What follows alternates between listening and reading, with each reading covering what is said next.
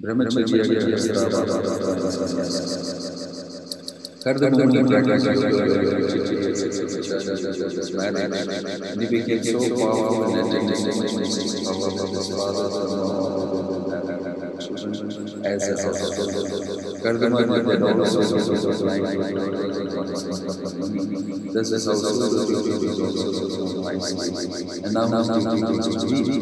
Even though he had the supreme personality of God as his son, he had to respect the authority of his parents. There is a very important lesson. Even if one has God in his home as his son, one should still follow the Vedic injunctions. It is stated, Mahajano yena gadasa pantha. One should traverse the path.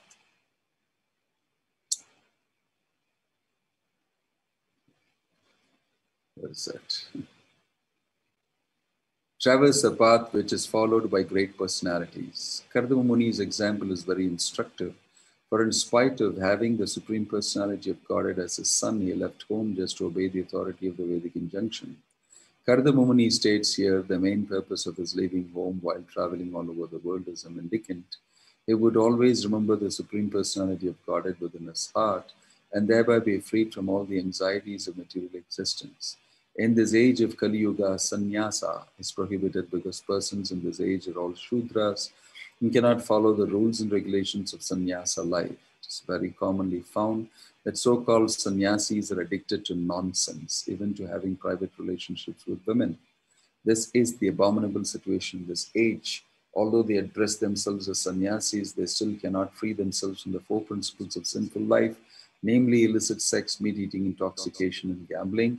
Since they are not freed from these four principles, they are cheating the public by posing as swamis. In Kali Yuga, the injunction is that no one should accept sannyasa. Of course, those who actually follow the rules and regulations must take sannyasa. Generally, however, people are unable to accept sannyasa life, and therefore Chaitanya Mahaprabhu stressed Kalu nasti eva nasti eva nasti eva dapirandata. In this age, there is no other alternative than to chant the holy name of the Lord.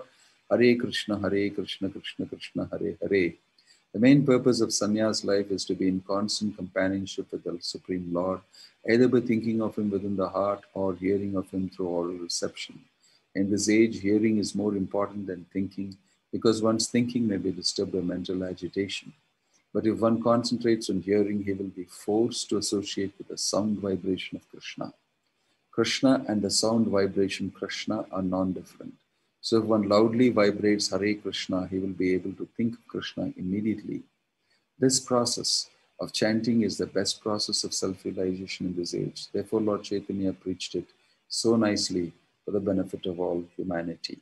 Om Gyana Timirandasya Yananjana Chalakaya Chakshurunmilitam Yena Tasmai Shri Gurave Namaha Shri Chaitanya Manobhishtam Sthapitam Yena Bhutale Swayam Rupa Kadavahyam Dadati Swapadantikam Vandeham Shri Guruho Shri Yuta Padakamalam Shri Gurum Vaishnavamscha Shri Rupam Sagrajatam Sahajana Raghunathan Vitam Tam Sajivam Sadvaitam Savadutam Parijana Sahitam Krishna Chaitanya Devam Shri Radha Krishna Padan Sahagana Lalita Shri Vishaka Nritamscha Namo Om Vishnu Padaya Krishna Prashtaya Bhutale Shrimate Bhakti Vedanta Swami Gunamane Namaste Saraswate Deve Guravani Pracharine Nirvisesha Shunyavadi Paschatya Deshatarine Jaya Sri Krishna Chaitanya Prabhu Nityananda Shri Advaita Gadadhar Shivasadi Guru Bhakta Vrinda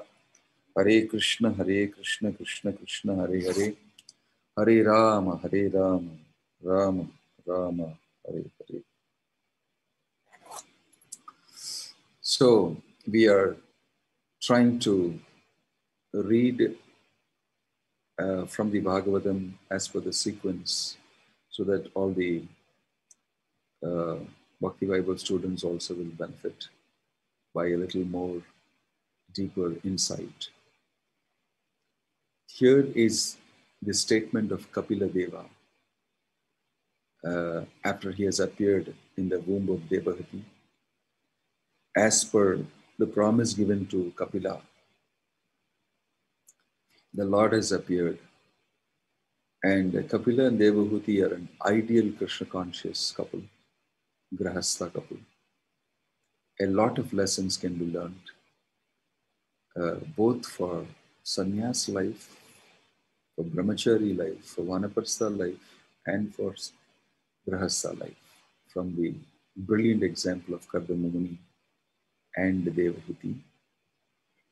The most important thing is that Devahuti and Kardama Muni are keeping Krishna consciousness in the center of their life. Highly important, highly valuable, and they don't do anything to spoil that value. In the material world, people consider money to be very important, societal influence to be very important, and people mostly work very hard for these purposes. And all their values are derived according to achieving this. What do I value? I value whatever that gives me promotion. Personally, gives me promotion in the society, gives me wealth, gives me sense gratification. All these things are very important. You'll see everybody's life is rotating on these. Values are based on this. You value everything according to, will this give me wealth? Will this make me rich? Will this make me important? Will I become famous? Will I get gratification? All these are the central purposes of our actions, our thought processes, everything. So this is a highly important aspect that for Kardama Muni and Devahuti, for both of them, the central focus is how I'll go back to Godhead, become a lover of Krishna. So their activities are very different. What ensues from that type of value? What type of thoughts ensue? What type of actions ensue from that? That makes up your whole existence.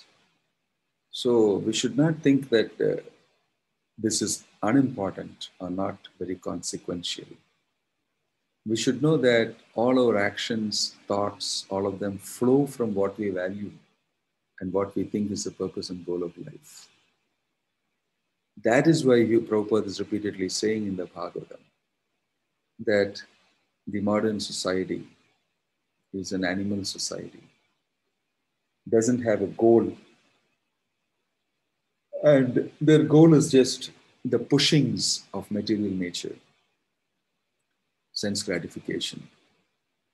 So therefore there is Varnashrama.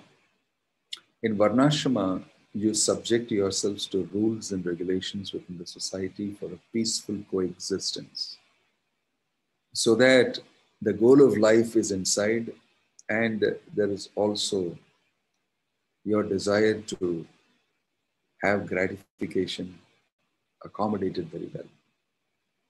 So I know I am pushed to have sense gratification, but I know that the goal of life is this. I should go past my desire for gratification and achieve ultimate purpose in life. So it's a transition. Human life is a life of transition. Asatoma satgamaya, tamasoma jyotirgamaya. In between.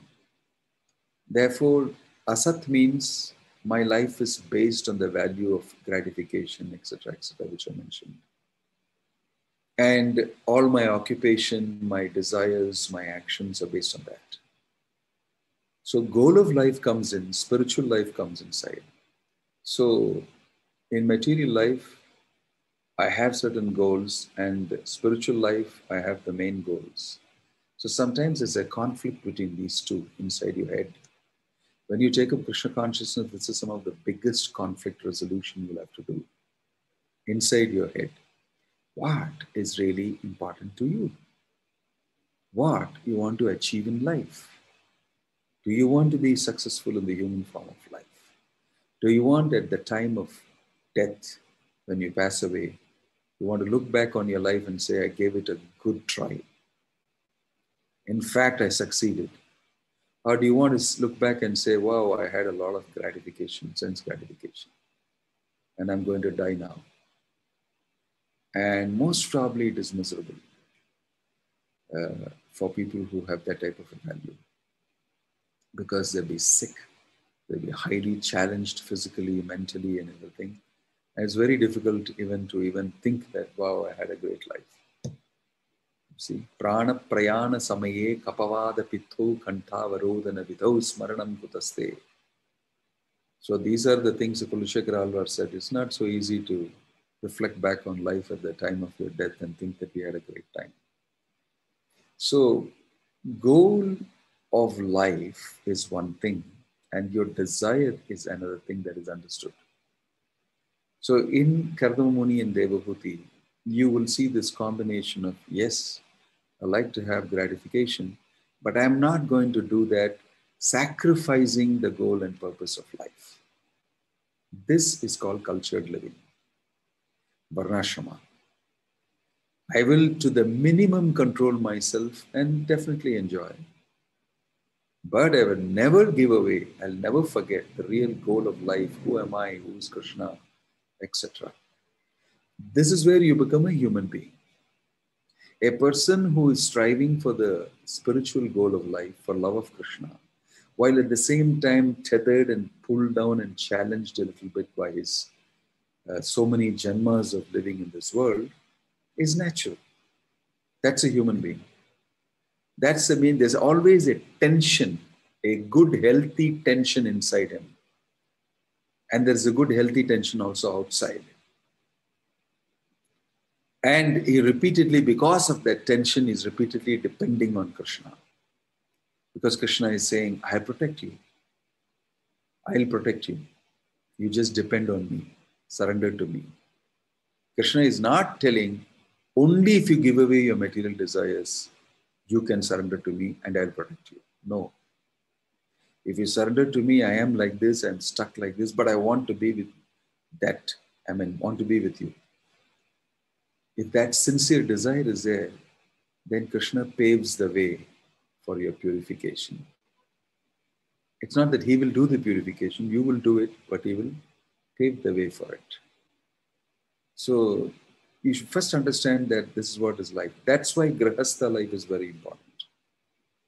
Very, very important. Grahastha life is a life that directly deals with this junction and transition. In the Brahmachari life, you're getting educated.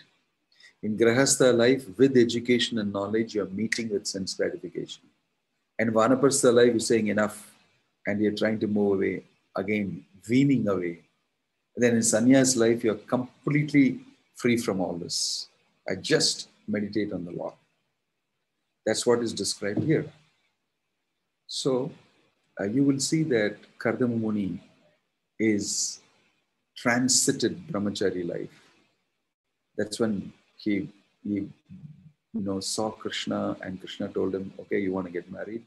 You have decided to get married, right? Fine, I'll find you the best girl possible.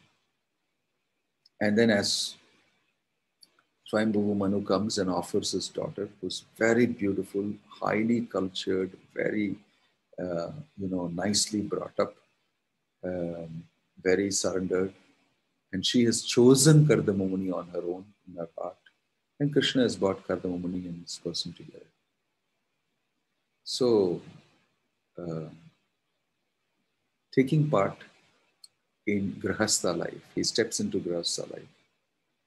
And he sort of puts her to a great test. And she satisfies him.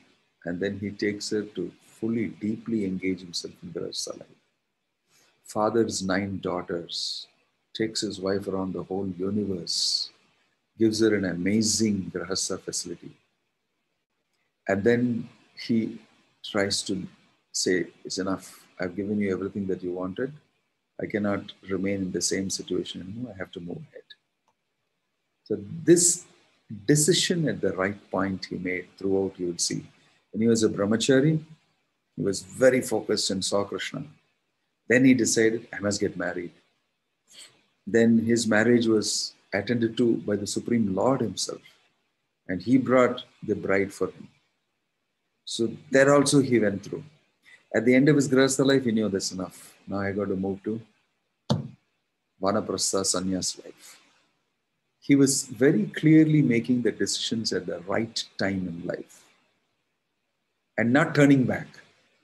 Not turning back. So he made that decision. When he was making that decision, Devahuti appealed to him and said, I've got only daughters. I don't have anybody to guide me. Putro rakshati vardaghe nastri swatantri marhati. The Manusmriti says that Putro bhartya rakshati yovani. What is that? Pita rakshati kaumare. My father will protect me when I'm Kumari. My husband will protect me when I'm young. And my son should protect me when I'm old. But you're leaving me without giving me a son. So it so happened that Kardama Muni said, okay, so be it. And he said, the Supreme Lord will appear as your son. And then as soon as the son is born, and the son says, I promised you, I'll come to you. This is that verse we're reading. And as soon as he understands that he has come, Kardama Muni pays his obeisances to him. And he knows everything about him. And still in a sober way, he's making a decision. I have to leave. This is the crux of this. Krishna is saying that I have appeared as I promised to you and I've done the needful now. I will be now talking to your wife, my mother, and also enabling her detachment to Vairagya, education, and achievement of love of God. So Kardama Muni takes leave of the Lord. Takes leave of the Lord. So this shloka tells us that it is not that you should not have gratification as a grahastha. It is just that your gratification should be very mindful and it should be based on satisfying yourself so that it will not bother you and you can become peacefully Krishna conscious. This is the principle. It's not that we keep the fire of lust burning, sense gratification burning in us, and we keep feeding it. You got to do that, what your license is, and then at the right time, kick off, let go, and go away. So throughout Grahastha life also, a person should be contemplating at so and so age, I'll be leaving. So let me manage that. So life is never to be led in a whimsical manner. All the time you have to program, you have to determine yourself and know when I'm going to do what. So don't think that I'm retired from my office, I'm free to do what I want, when I want, how I want. Because now I am just a man without a job. No, you have got the main job of becoming Krishna conscious. And that has to be handled with focus all the time, whether you are in brahmachari, grahastha, vanaprastha, or sannyas life. And you can see that Kardama Muni will exhibit that quality of restraint at the right time, determination at the right time, and turning his face away with vairagya, virakti and vairagya.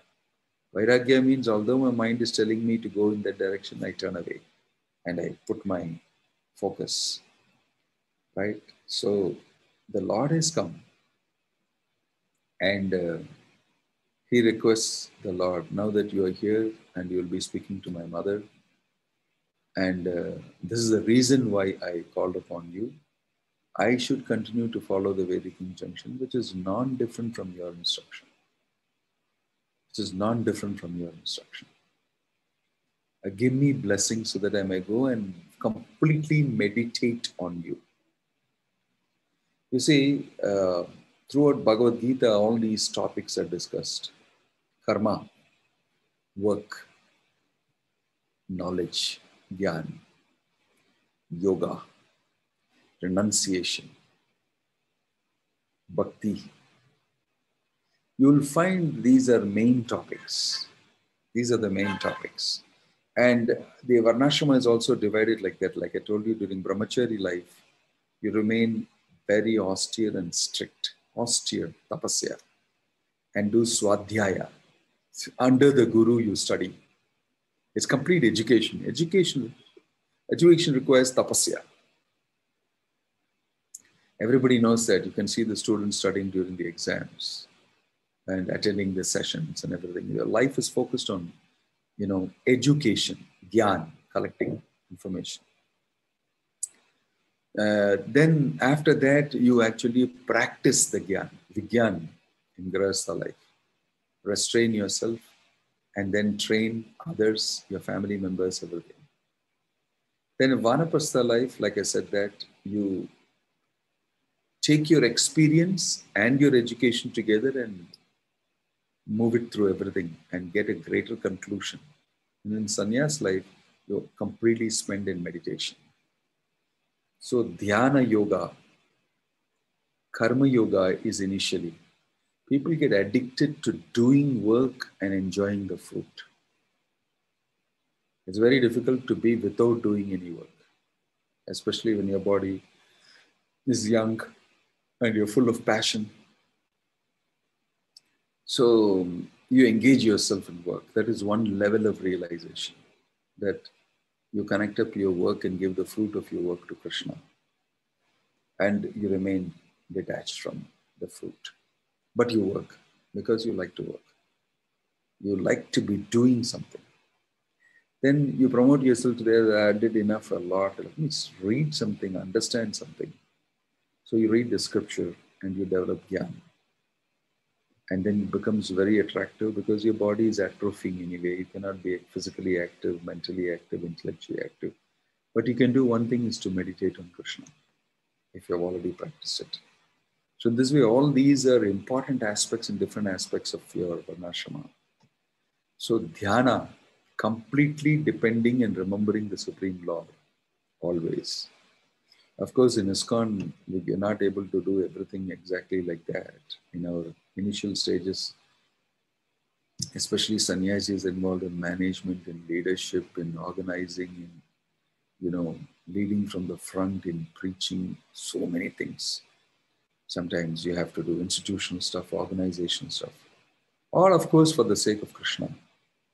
Everything is connected with Krishna. But still, if you leave me alone, I like to study Bhagavatam and understand and write and all this, and then be able to teach. It is completely gyan, giving gyan, taking gyan, ruminating over gyan, like that. That would be very ideal for sannyasis. But after that comes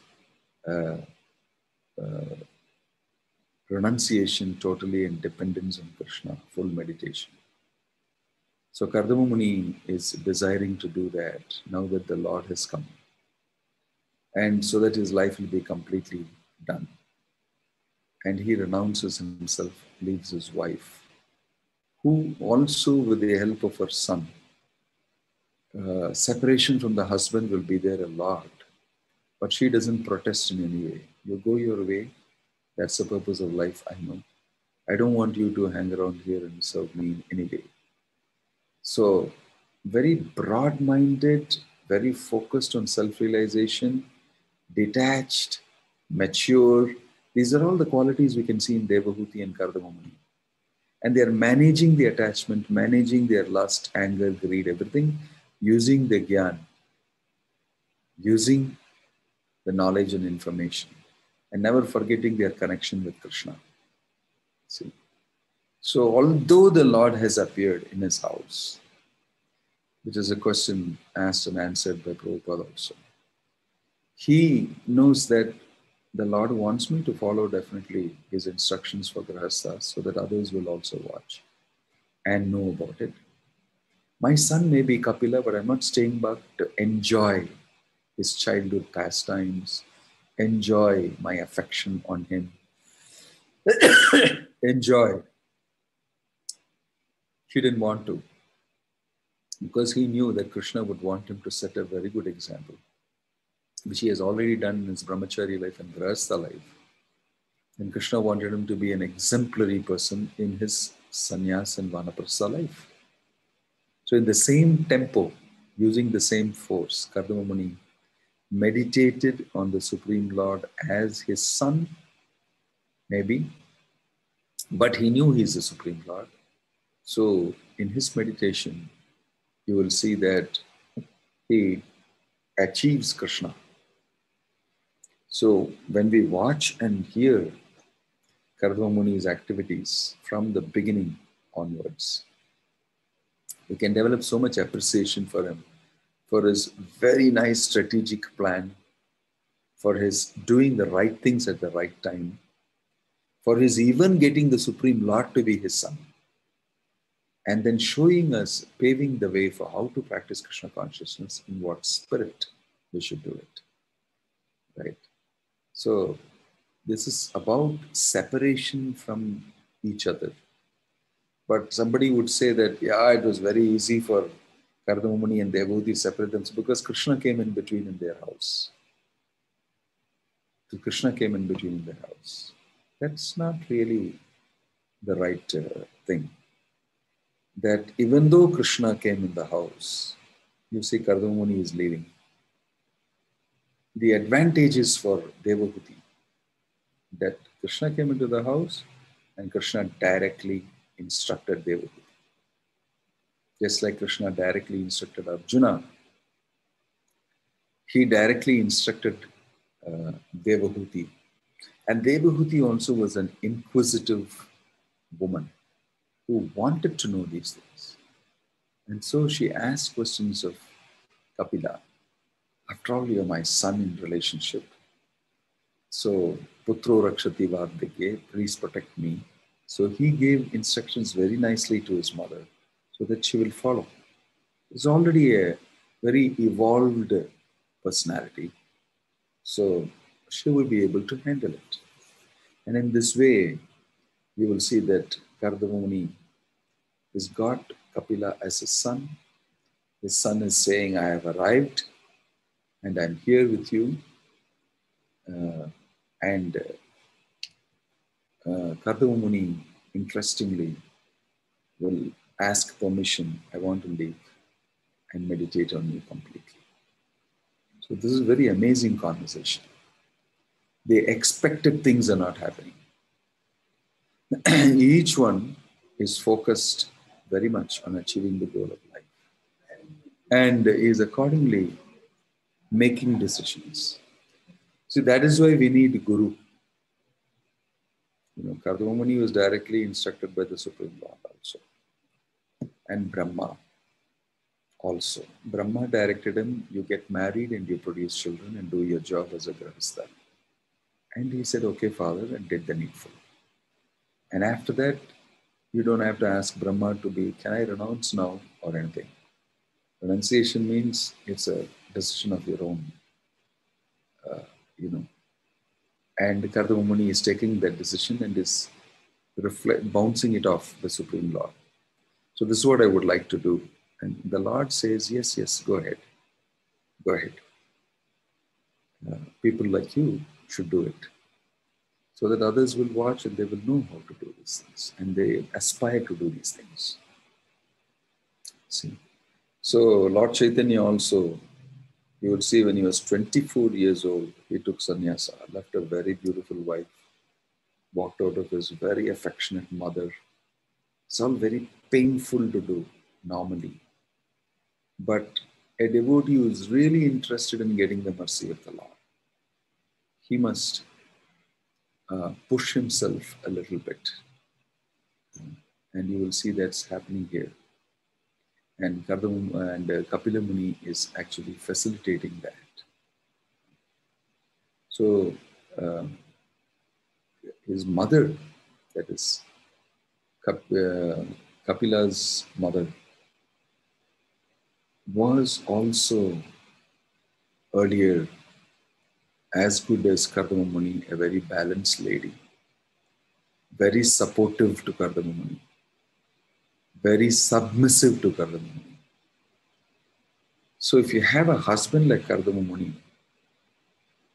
you will inspire your wife a lot.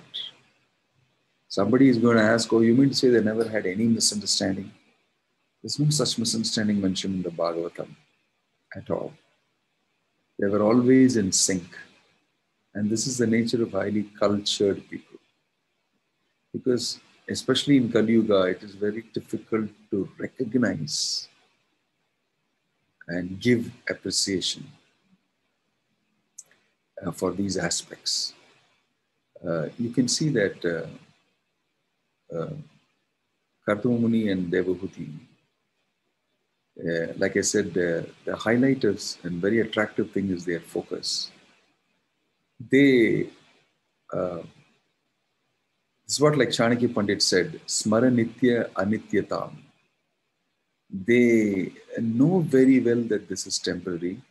They know the philosophy and they don't lose their aspiration for the ultimate goal of life. And they make good decisions at the right time. Even Devahuti is making a very intelligent decision and requests to Kardama Muni. You see, you have to look after me and my spiritual life. I have done the needful. And so I need to be cultivated and have association and guidance. You see, Kardama Muni becomes obliged to do something about it. Then say, okay, that I don't know, you do what you want. You're free to do what you want. That is irresponsibility. Every request of Devahuti, you see, he satisfies. First thing is, Devahuti came and asked a hand in marriage. He said, okay. But you know, I am what I am. She said, okay.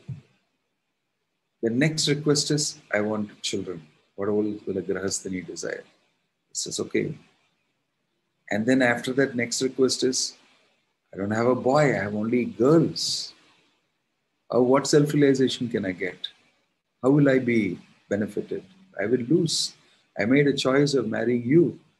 And if you leave me like this, I may lose the whole, advantage I got. So understanding that, Kapila Muni is born. So she is very well secured because she asked for it. She asked for it. You have to ask for pure devotional service. You have to ask for being situated there. It's not something that if you want, you can give me, otherwise I am okay. No, you have to aspire for it. You have to aspire for it, ask for it, tatra mulyam laulyam, become eager to get it. That is the highlight of Devahuti's character, right? And then you'll see how she'll make you use of Kapila's presence. Question him like nothing. And then achieve finally the goal of life. You see, you can see that this is what is called equality. It's not that Kardama Muni is getting one type of opportunity and Devahuti is not getting. No. Whatever Krishna is telling, Kapila is telling Kardama, yes, you can go to the forest and meditate. He's turning around to Devahuti and says, sit down, I want to speak to you and ask questions. And he gives her everything required. This is equality. Equality means equal opportunity for practicing Krishna consciousness, equal opportunity for rendering devotional service. By reading Devahuti and Kardama, in what way did they suffer due to inequality or mistreatment or anything? They followed the Vedic injunctions perfectly, followed Krishna's instructions perfectly, followed, the Brahma's instructions properly. And life was pretty smooth and perfect. The life of Devahuti and Kardama Muni is so nicely perfect, right? Because they asked for it. Don't think that they are blessed. Somehow 1 in a trillion will get this type of opportunity. These are all mental rationalizations. But the fact is that Kardama Muni was determined from the beginning to go back to Godhead. Devahuti liked this person because he is determined in the real goal of life. And she's also determined. So although she had a little sense gratification, that's due to a grahastha and the company of a member of the opposite sex, she did not, lose her enthusiasm to be Krishna conscious. 9 children and the 10th one also. So the mother of 10 children, remember, asking for Krishna consciousness. And she must be managing all these 10 daughters, daughter and this thing together. Of course, Kapila Muni may not require it. Getting them married to proper people, everything, they both did it. And they got ready. So in every sense, you will see it's a question of being inspired correctly, willing to follow the instruction properly, and taking decisions at the right time, and utilizing the advantage provided by Krishna that you are going to appear in our house. So what more you want? What is not given to Devahuti by Kardama Muni? Huge opportunity. Huge opportunity. He has treated her equally, is a statement I would say. He has never been unequal. And Devahuti also has remained a woman and preserved her womanhood and got to elevate herself to Krishna consciousness. Because what, after you become Krishna conscious devotee, got liberated, what's the meaning of man's body, woman's body, and I'm a man and this thing, I'm not given that privilege or anything. It's good example of equality. Because everything she asked for, he complied with. And she was not asking for anything and everything. She was asking for Krishna consciousness. And so he was very happy to help also. But she asked for sense gratification and for children and everything, that also he gave. And at the right time when she is ready to ask for this, that also he was able to facilitate by bringing the Lord himself to speak to her. So what a perfect arrangement. This is the meaning of being equal, very highly cultured. And not thinking, wife, who are you? You're just a woman. You're just none of those attitudes. So if you compare it to modern day society and today's Grihastha life, even in the devotee community, what's lacking, if at all, wherever, is that focus, is that ability to keep Krishna consciousness in the center and have everything else move around it. Don't make your material life the center and have Krishna consciousness move around it. Then it becomes like a hobby or a weekend thing or just something that you have to do on the side. Bring Krishna consciousness to the center of your life. And you'll see everything material will automatically align itself. Because that is the alignment. But if you do it reverse, everything goes kaput, misaligned. So these are some of the thoughts that we can get from this beautiful story of Kardama Muni and Devahuti. Om Tat Sat. Any question? I'll give you 5 minutes for questions. Alankrita, we understand that we should not expect from the Lord anything in return. So it looks like our short-term prayers get sanctioned in the long-term prayers than the long-term prayers. How to understand? Yes, that is decision of Krishna. Your short-term prayers will be successful because your situation is like that. Your karma situation, your other things are also fit for getting this short-term desire satisfied, then Krishna will make it happen. According to the situation you're in, many different types of karma can affect you. According to the situation you're in, if you're supposed to suffer, that also Krishna will give you. But the situation itself is not the main thing. The final thing is how you're getting an opportunity to become a person rendering pure devotional service to Krishna. That opportunity. If you think that, oh, this prayer is not answered, only that prayer is not answered, I would say that no, Krishna is definitely going to answer your prayers. In the sense that you're expecting some result immediately. At the right time, things happen. You should have full faith that Krishna is definitely working out the best for me. Although apparently sometimes it may look not so good. But you should know that the intention behind, the content behind is all there to benefit me. I should not jump to conclusions. If you have a little patience like that, you will see how it unfolds. Everybody is under a plan of Krishna for making them Krishna conscious. It is that sometimes we don't execute the instructions properly. We speculate, we have wrong association, and all these things. Otherwise, everybody has got a plan, and everybody's plan should match with Krishna's plan as much as possible. And Krishna's plan will definitely for you take shape. It's just a matter of time. You should patiently continue to practice a Krishna consciousness. Vivek. Kali Yuga, Grahastha life is not so easy. Not only Grahastha life, Sannyas life as though is very easy, as though Brahmachari life is very easy. Everything is difficult. So how to face and continue Krishna consciousness without obstacles? Obstacles should be there. Actually, life is an obstacle race. Jumping, overcoming the obstacles. Then only you become strong spiritually. It's not that, there should not be any obstacles. If there's no obstacles, how will you spend your time? Most probably, we will not know how to spend it. That's why Krishna has given us devotional service. Especially Prabhupada has crafted devotional service in a particular way meant for Kali Yuga, and we are able to absorb ourselves in it. So,